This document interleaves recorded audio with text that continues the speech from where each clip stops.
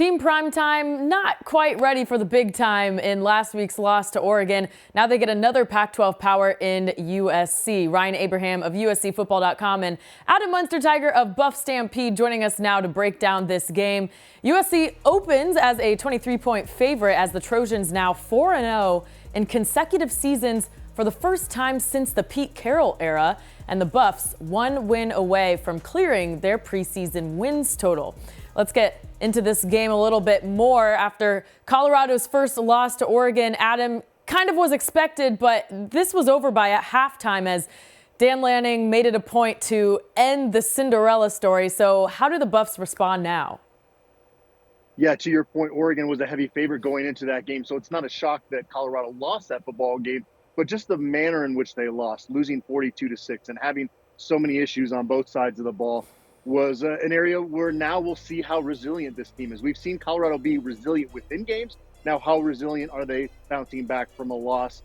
You know, you put it up on the screen there. Colorado's 0-16 all-time against USC, but it will help them coming back to Folsom Field because they've had some tough battles with USC here. They've never come out on the winning end, but back during Steven Montez's run and Cepho Lupao, they had some close games here against the Trojans. It's not going to be easy, but this is a team that when their back is against the wall so far this season, they've played their best football. We'll see if that's the case again this week. But no Travis Hunter again this week, even though he pleaded Coach Prime to be able to play this week. Coach Prime shut that down pretty quickly. So it's going to be tough no matter what, and especially tough without Travis Hunter.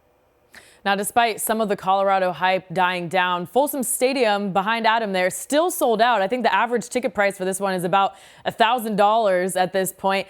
But Ryan, USC's only road game this season was at Arizona State. Not sure how much of an advantage there is there. So how will the Trojans adapt to this road atmosphere? Yeah, they had a little bit of trouble just even getting plays in on offense. They didn't look good pre-snap. They had trouble with the crowd noise, and it was a sold-out crowd at Sun Devil Stadium, or Mountain America Stadium, they call it now. But yeah, it was a really good environment, Parents Weekend. And last year, if you remember, week 4, they had the same kind of trouble up at Oregon State. That was the worst this USC offense looked in 2022 with even a half a stadium at Oregon State. So I think the crowd at Boulder is going to be crazy. And I think at least USC maybe got some of the rust off of their bye week and got a little bit more of a feel for what it's going to be like in that kind of tough road environment. I think they did handle road games better at the end of last year, even when they were playing at Utah. But that first road game, the first real road test, last year they had trouble with it, and then this year too. So we'll see. They're going to have to bounce back. I think it's going to be a tougher, a better team in Colorado, and I think even a tougher environment what they saw in Tempe. Ryan, sticking with you, the Trojans offense leads the country in scoring with 55 points a game. Caleb Williams has accounted for at least 4 touchdowns in each of his 4 games this season. What's the ceiling for the Trojans offense? That's where their bread is buttered on the offensive side of the ball. Caleb Williams has an off game, and he accounted for 5 touchdowns against Arizona State. They just really have opened things up, and I love the way the run game has kind of complemented things. They bring in Marshawn Lloyd from South Carolina, and he was averaging 11 yards a carry, only had 15 carries against Arizona State. A lot of USC fans wanted to see more, but they can do anything they want really on the offensive side of the ball with Caleb Williams, beating you with his legs, obviously with his arm, just throwing the ball all over the field. They've got a bunch of great wide receivers. So this, we'll see how good this USC defense plays against Deion Sanders in Colorado. But the offense really is what drives this train for USC. And they're going to continue to put up a whole bunch of points, I think, through the rest of the season. Adam, Colorado's defensive issues became more obvious against the Ducks last week, giving up 42 points and over 500 total yards. What has to change with the Buffs defense this week? They need to get their edge back. If you turned on tape of Colorado's defense the first couple of weeks of the season, it wasn't perfect. They give up big plays, but what you did see was 11 guys flying around to the football. They were gang tackling. They were aggressive. We even saw some of that off and on in the Colorado State game, but we saw pretty much none of that in the Oregon game, and part of that was that Oregon had such a great scheme. They were getting the ball out quick. Bo Nix was a magician back there, but they have got to find that edge again that we saw earlier in the season. The first 2 games, it looked like Colorado's defense wanted it more. Last week at Oregon, they just were out of sorts and out of sync. And so I don't know how much of that had to do with some personnel being out of the mix and them rotating more defensively, but it was obviously a situation where they've got to shore a lot of things up defensively. But really, again, going back to that word edge, they had it early this season. They did not have it at Autzen Stadium. Let's talk about keys for each team to get a win here. Adam, your key protecting Shedeur has been kind of obvious through the first few weeks of the season. 23 sacks allowed is second worst in the country. So where do the Buffs go from here in terms of protecting the QB?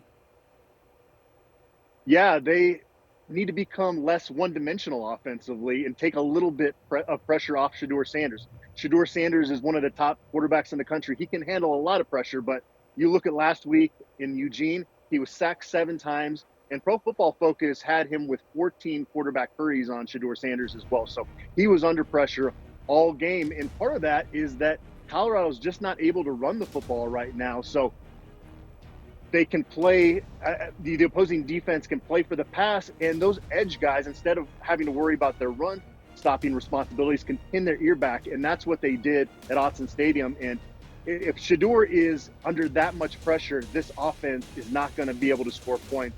But so that's going to be the key for them going forward. They have struggled up front on the offensive line, and that's an area that they need to get fixed ASAP. Yeah, USC's actually done a pretty good job sacking the quarterback. They had 8 sacks against Arizona State last week, 14 tackles for loss. But just the tackling in general, I think, for the Trojans has to get better. They really struggled at the end of last season. I thought they did a pretty good job through the first few games, but the competition wasn't as good. They really struggled in the desert of Tempe, 14 missed tackles according to Pro Football Focus. And that's just something that you're not going to be able to sustain and going through this schedule. Colorado obviously has a very potent offense. I think they will be able to get some pressure on Shedeur Sanders, something that they've been able to do. The edge rushers they brought in have been productive, but that inside linebacker group missed a bunch of tackles. I think the secondary missed a bunch of tackles. They can't do that. They give up these chunk plays, big plays. You know, a 10-yard gain turns into a touchdown. I think you want to get a big win in Boulder. You got to be able to tackle better than what we saw them do last weekend against Arizona State. Ryan, I'll start with you for this one. I need an X factor or player to watch in this game. Who you got? Grace, this one's easy. You know, Jerry Rice and Deion Sanders, the kind of battles that they had back in the day. Well, Jerry Rice's kid plays on USC, and guess what? He started his career at Colorado. Brendan Rice leads the team in tackles. He's had a tackle in every, touchdown in every game this season. 2 last week against Arizona State, 133 yards. It was 2 homecomings in a row for him. He's an Arizona native, so going back to the Phoenix area near where he played high school ball, and now where he started his college career in Colorado. So he's been pretty much the favorite target of Caleb Libbs. We weren't sure who that was going to be. I think it's been him. I think he's poised to have a really big game in Boulder. Second homecoming in a row for Brendan Rice. I'm going to go with the receiver as well, and I'm going to go with Javon Antonio, who transferred in from the FCS ranks from Northwestern State. Caught a lot of passes there and was one of Colorado's top receivers throughout the summer, throughout camp. A very physical player, 6'4", 225 pounds. And Terrell Owens served as a mentor through him. Terrell Owens was in Boulder for much of the preseason, was out at Autzen Stadium last week, and he's kind of taken Javon Antonio under his wing because he's got a lot of the same attributes that T.O. had when he was a player. Javon Antonio caught his first 3 passes as a Buff after being injured early in the season out at Oregon last week. And this is a guy that, especially with Travis Hunter out of the mix, I could see taking a step up.